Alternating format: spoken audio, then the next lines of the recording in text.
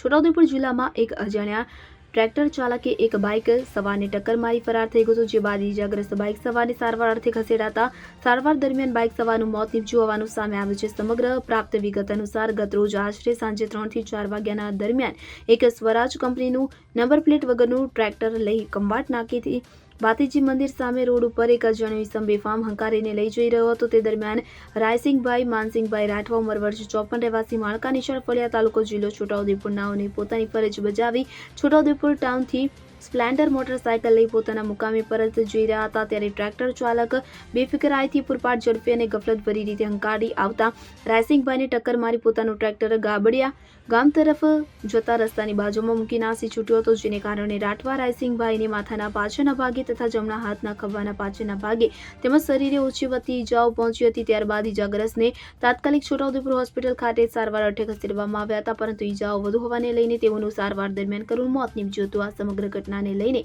ઇજાગ્રસ્તના પુત્ર નેજભાઈ રાયસિંગભાઈ રાઠવાએ છોટાઉદેપુર પોલીસ મથકે ફરિયાદ નોંધાવતા પોલીસે અજાણી ઇસમ વિરુદ્ધ ફરિયાદ દાખલ કરી આરોપીને પકડવા ચક્રો ગતિમાન કર્યા હતા।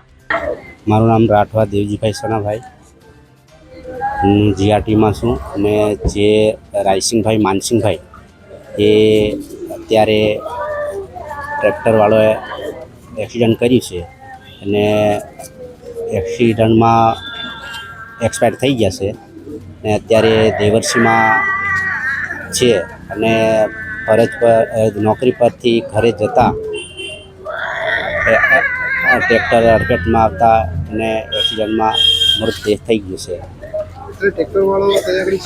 ટ્રેક્ટરવાળો તો અથાડીને નાસી ગયો છે અને અમને ફોનથી જાણ થતાં અમે દેવરસીમાં અમે આવ્યા છે। જો ન મળ્યું એટલે અમે આવ્યા છે તો એક્સપાયર થઈ ગયા છે। રાઠવા રાયસિંગભાઈ માનસિંગભાઈ રહેશી માનકા જીઆરટીમાં અત્યારે હાલમાં નોકરી હતા અને પરત જતા રસ્તામાં એક્સિડન્ટ થઈ ગયું છે।